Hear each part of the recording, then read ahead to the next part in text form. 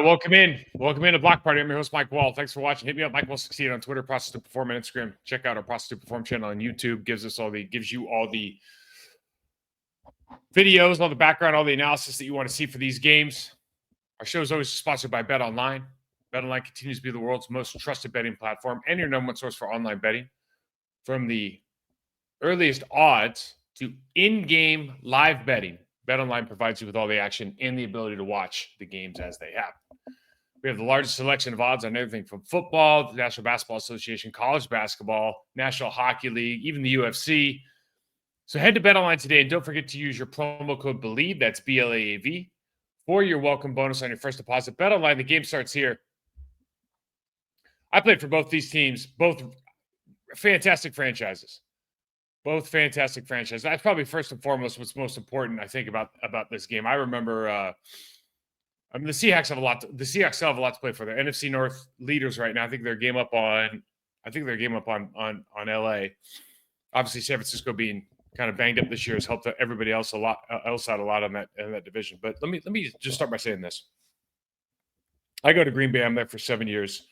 Storied franchise. Lambeau Field is the place. Is the it's the Yankee Stadium of the National Football League. The Lambeau Field and really maybe in Kansas City or Arrowhead Stadium are the two places where the most nostalgic, that have the most tradition, the most meaning, the most fan-friendly. I mean, just the fan experience, the player experience. There's nothing like playing in those two places. I, of course, put Lambeau above Arrowhead Stadium, and the Kansas City fans wouldn't. I just think that's undoubtedly true, though. Franchise-wise, Lambeau, the Green Bay Packers organization, what a phenomenal organization. Clearly not the benefits and the pros and cons of not having an owner. You depend on who that owner is and what that organization is run like are obviously debatable. But I can tell you that there's not a classier organization in the league than the Green Bay Packers. I'm just talking as a former player now. When I went back to Seattle, I wasn't in love with football anymore, largely because of some things that had happened, particularly going through an injury and the way that was dealt with in Carolina. And Seattle was such a class organization, and I did not play well. I was injured. I had to retire. I was really a shadow of my former self after about 4 weeks of just being banged up with this damn shoulder. But I can tell you, I fell in love with football again because of the people in that building and the organization and the guys on the training staff and just, a lot of people that were actually from Green Bay.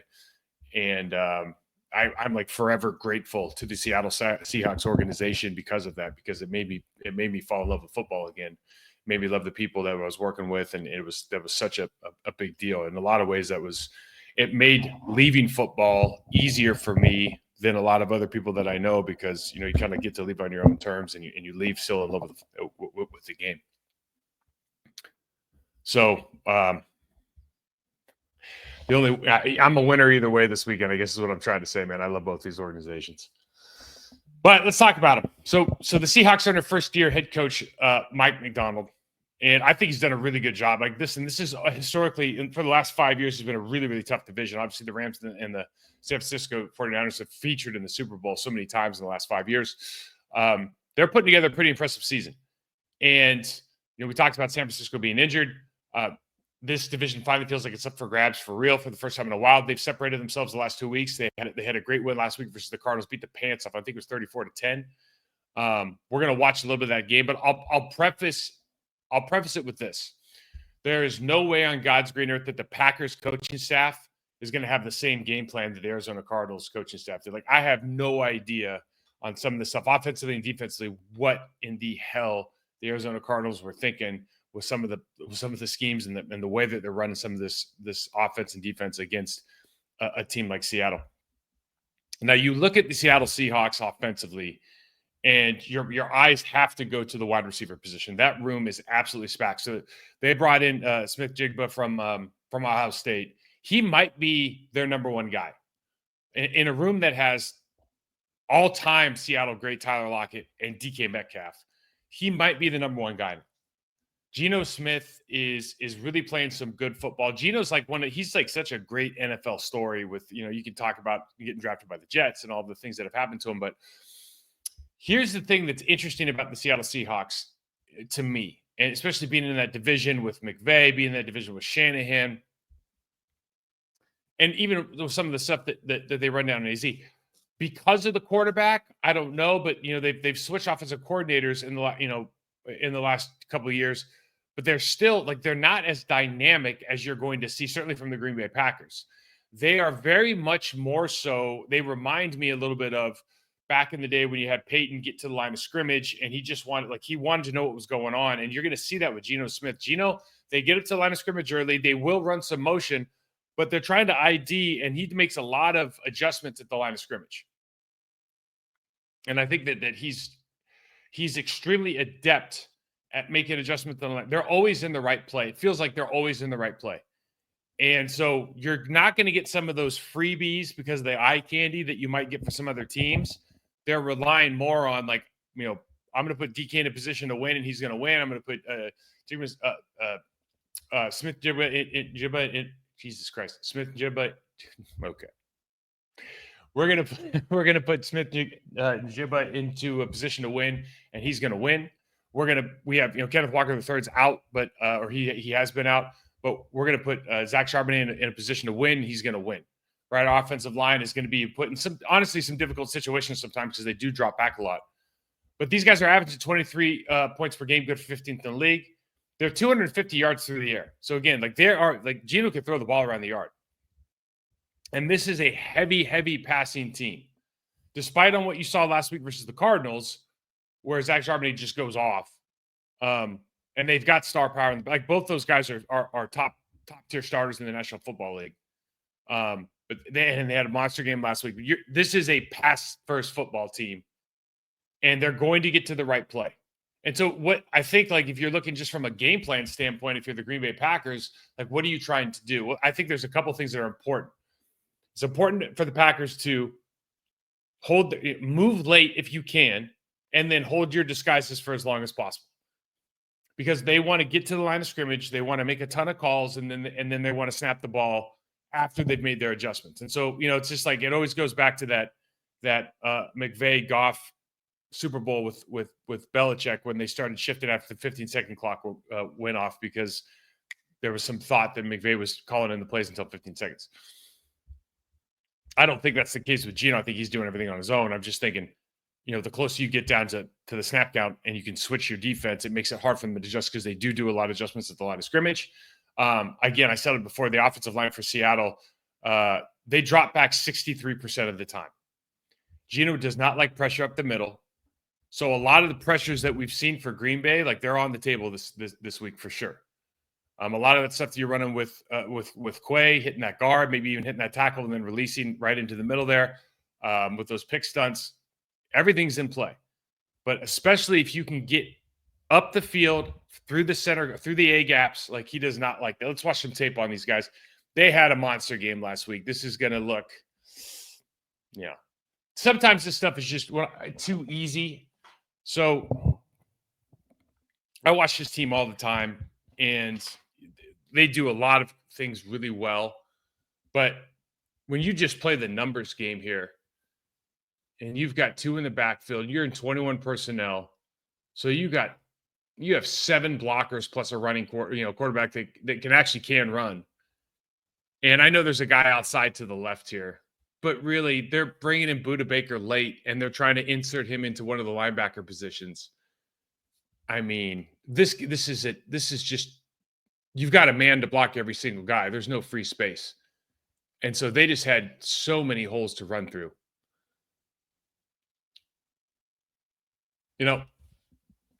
There's some different ways, and obviously you wouldn't expect the Green Bay Packers to play man against this team from a wide receiver standpoint. That's not a good matchup for us, especially with Jair Alexander injured.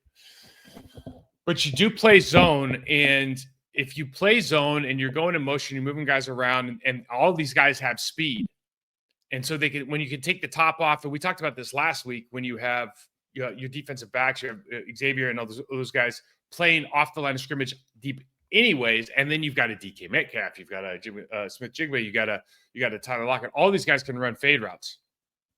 So you expand field for that second level. So what is that? That makes those deep digs, all those deep crossers. Those linebackers have to get back, and so these guys run a screen game really effectively. If those front four, front five give it up field, I mean, there is nobody. If you're catching this ball at the 50 and the clearest defender is at the 38, like you're feeling pretty good about life. And this is what happens. That's not only a function of the offensive line doing a great job and the running back doing a great job and the quarterback doing a great. That's a function of having 3 dudes at wide receiver that take the top off the defense.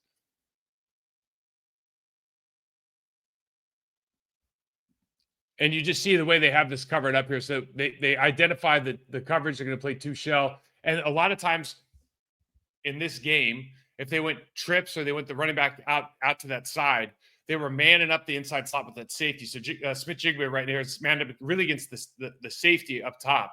So he's got a one-on-one. And right now, if you're at the 8-yard line against the rookie, or you're at the 3 against the rookie and your back's still turned, you haven't made a decision yet, like you're losing this matchup to the corner. There's no way that safety. And what they do, so they run the hook and they run the flat to take care of the linebacker, but really to take care of that corner. So that second level throw to the corner is open. So they take care of the corner here. There's just no chance the safety's making this play, man. Like this kid is all kinds of fast. I mean, he's wide ass open. And Gino can make every throw in the book now. The kid's got an arm on him. Not a kid anymore, I guess. So they go trips, and then they roll the running back out to the bubble. And they just do a quick look at DK. If the slant's open, and every team kind of knows they're running the slant over there, they run the slant or the go, right? But if it's open, great. If not, because they ran that bubble, that zone softens up, the middle linebacker follows them out, and they're going again. That deep safety has got that middle guy, and look what happens here. So they just do a quick check to the slant. The slant's not there. The linebacker went out to the running back, and look, 11 is wide ass open again. And the kid had a monster game, and he's had a ton of monster games. He's a hell of a player, but they're doing a good job when you've got 3 dudes that have all been number ones at some point in their life on the same NFL football team. Defensively, it's like the Green Bay Packers have to go, okay, do we want to take away DK? Do we want to take away 11? Do we want to take, Lockett's really not that, I don't think is that decision now. He's a guy that's just going to make a couple plays in the game. I don't know if he's the one anymore. But you don't really have. Oh, by the way, even if Kenneth Walker III's not there, like they still have got Zach Charbonnet now. They're going to throw the ball over 60% of the time.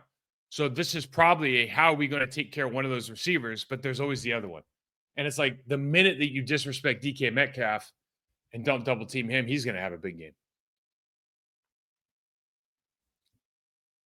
Go motion over, get 2 tight ends, 12 personnel. Always getting into the right position here. And you look at the offset, you can tell a story here by the tight ends and just where they're lined up, right? Okay, they prefer to throw the football, but you see how they've widened the spacing with 88. They're coming motion across. And they're just running that lead with the guard pull. It just turns into just old school counter or stutter. Really, this is counter. And they're using the backside Y as the fullback. But look at the hole here. And even with 12 personnel, if you're not loading the box up and you're trying to just get cute and come from depth, I think you're in a lot of trouble with this team. They said, don't trick yourself here, right? And what I mean by that is, if I can just go back here. Nope, maybe a little bit more. Right now, you got a guy coming in late. The running back is all the way over the tackle. Now, usually when the running back's all the way over the tackle, if you're a casual film watcher, and I saw this, I'd go, oh, this is a pass. Why? Because very rarely is a guy lined up that far over the tackle and still taking the ball. This is usually a way to get out of the route. Okay, but we've seen this play. We see this from the Green Bay Packers so much. They go that motion over the top, and then what do? They run it underneath to the backside. But there's not a linebacker in the box right now. They don't have a single linebacker in the box. And this is what they've been able to do recently. Now, the Packers will be in a better situation. Again, I talked about game planning. they see this every day in practice.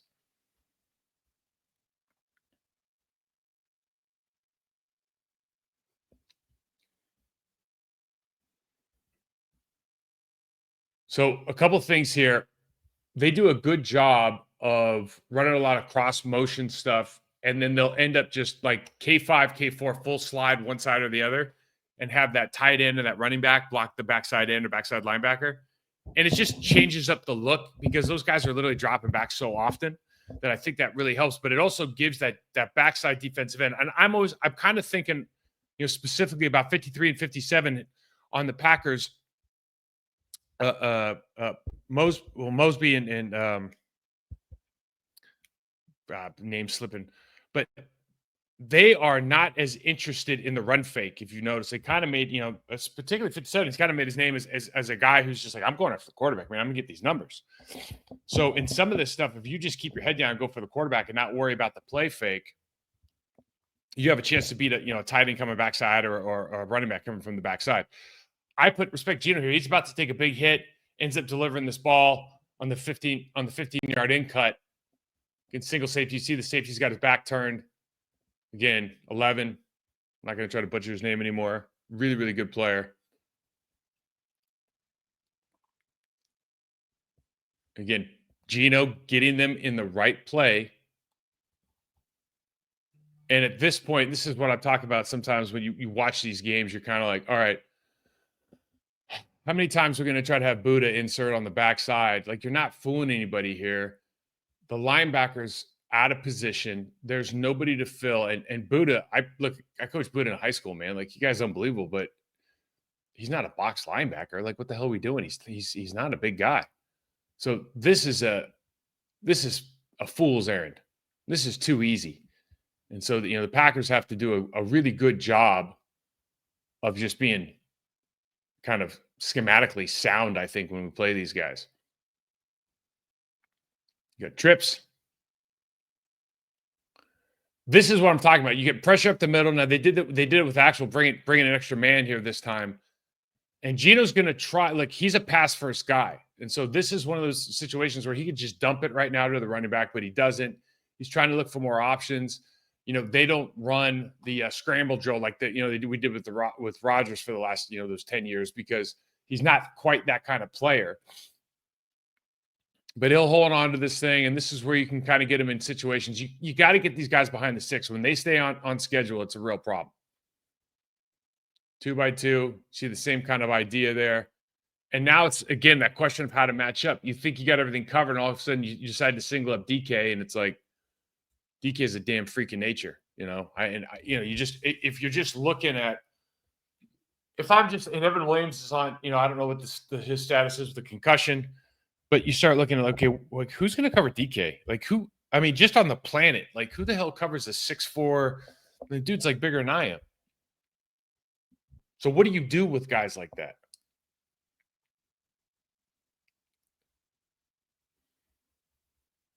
And again, this is garbage time, but you just can't have a situation where you walk the Mike linebacker up and these guys, listen, this is one of those teams where early on they're trying to run the zone.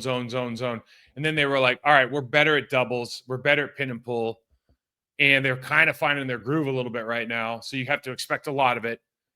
And if they're actually better at pinning at the tackle position than getting the double.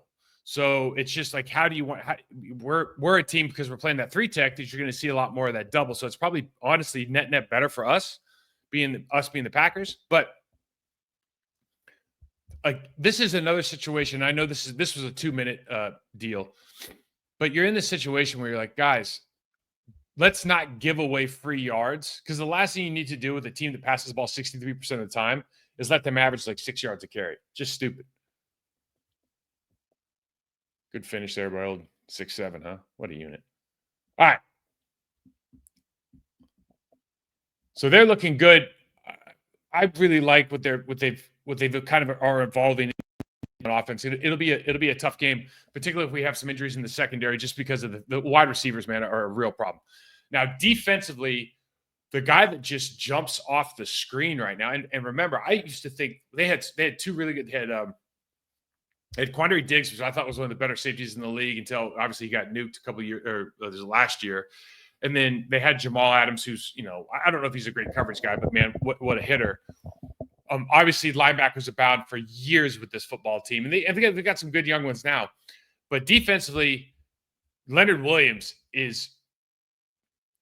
the defensive line is as deep from a talent standpoint as you can find in the National Football League. And Leonard Williams is just having one of those moments in his career where, like, dude, he just looks not unblockable, but God bless America, he just looks like a man among boys right now. They drafted Byron Murphy out of Texas. He's starting, be day one starter, playing well. They've got 3 outside linebackers who can get after the quarterback. Mafe in particular, I really like the way he plays.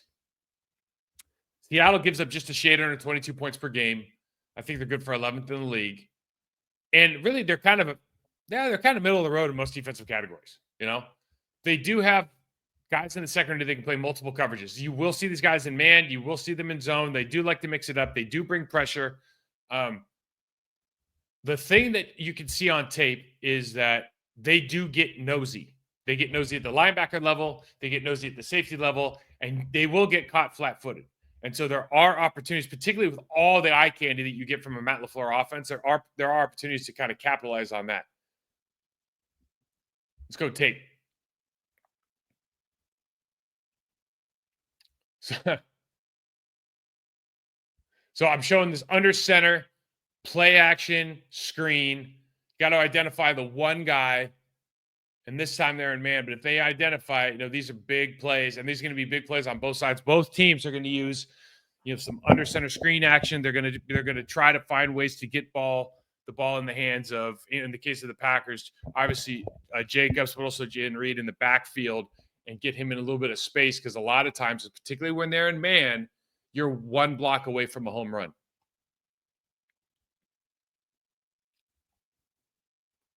The big thing here with the Seattle defense, in my opinion, just offensive line guy, they tip when they're going to move, but you have to be able to anticipate it and communicate.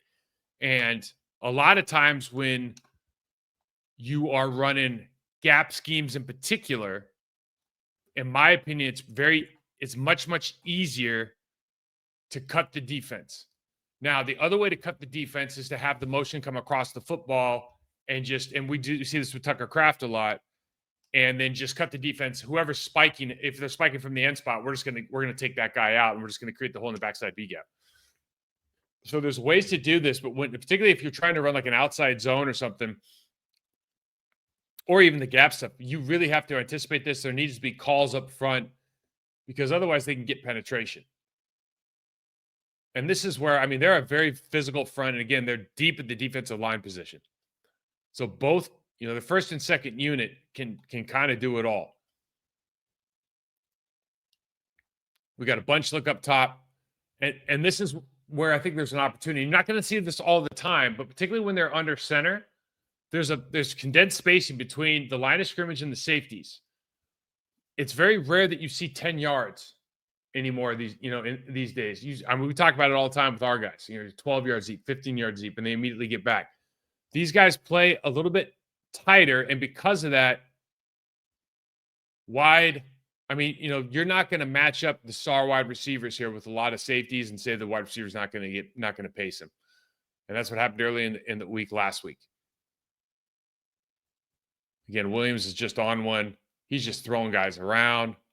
He threw two guys on the ground, ends up getting in on the play. And again, man amongst boys right now. I think he's really going to test all 3 of our interior offensive linemen, 2 in particular. So there's 2 things going on here. One, Paris Johnson Jr. had a rough game against all 3 of their outside linebackers. He had a couple holding calls, gave up a sack. But you get different looks from Seattle, and they've got range on the back end. And so the guy that's going to make this play, so this is a holding call, but the guy that's going to make this play he's not even in the screen until the last minute.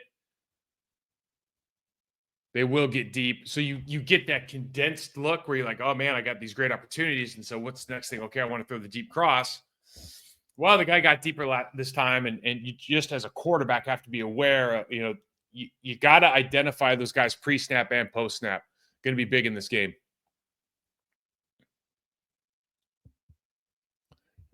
Leonard Williams being really aggressive. We're going to see this, and so we have to anticipate that the Packers are probably going to start running some of this quick trap stuff to take advantage of the aggressiveness, particularly the defensive tackle position with Leonard Williams, because he is going to be a problem in this game, in my opinion.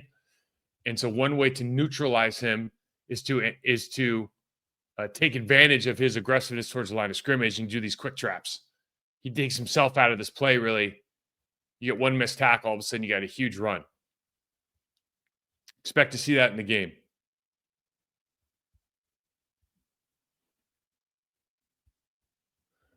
So Mafe, Losu came up from the Chargers, man. He's a really good player. And then Hall, all these guys can rush. And we're just seeing a play here that's just on a keep. But these kind of plays get you in trouble. You know, early in the game, sack, right? Because just like our guys, some of our guys, they're going for the quarterback. And one thing the Packers have done really well at the outside, or the defensive end outside linebacker position, whatever you want to call it, at the rush edge position, is we're not falling for fakes very much. And this is one of those teams as well that they're not that interested in falling for the fake. They're following the quarterback at that edge position. So we have to respect that and not just try to pull a tight end and try to make that work, right? You got to get those guys in a good position to be successful. You see, right now they're coming in. You can't have these negative plays. Don't put these guys in a situation where they can get us behind the sticks. We got the slant. Both these are obvious. They happen late, but you can get a call out. And if you can get a call out, at the backside tackle, for example, here, Johnson, all you got to do is step back into 53 and you got a big hole, right? But we don't get to it. Instead, they got to tackle for loss.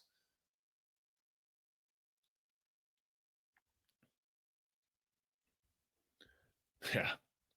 So first, this is just abusive by this guy, man. So first of all, you like the 3-down linemen. All three of these guys are good.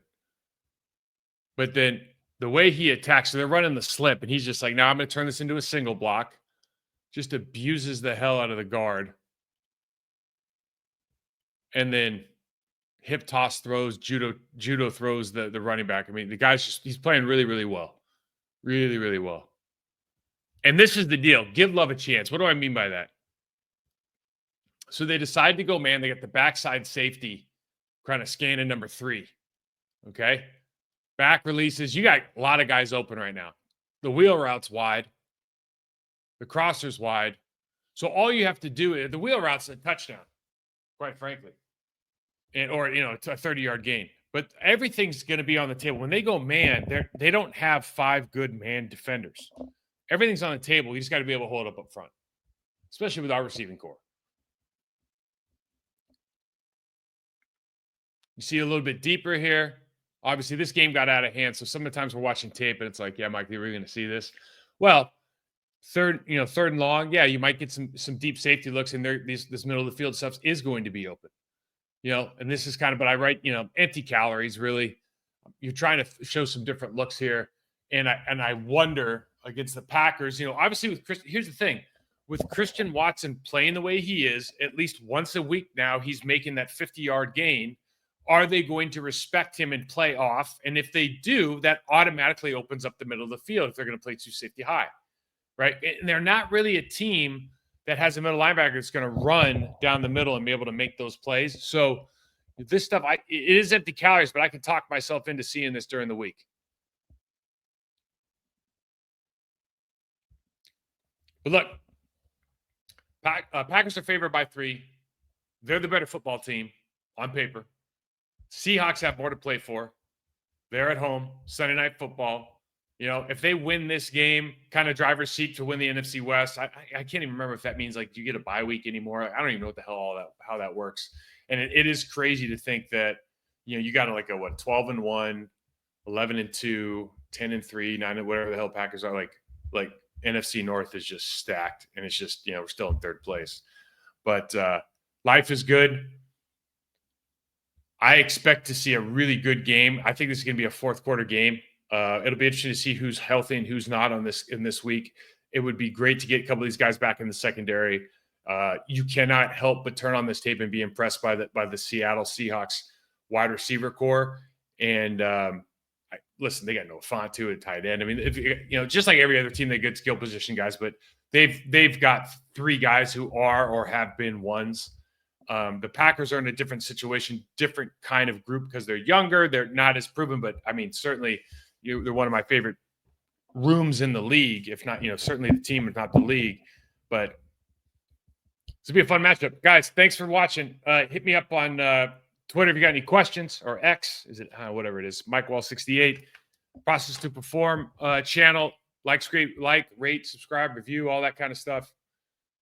We'll get back to this next week with a recap, and guys will be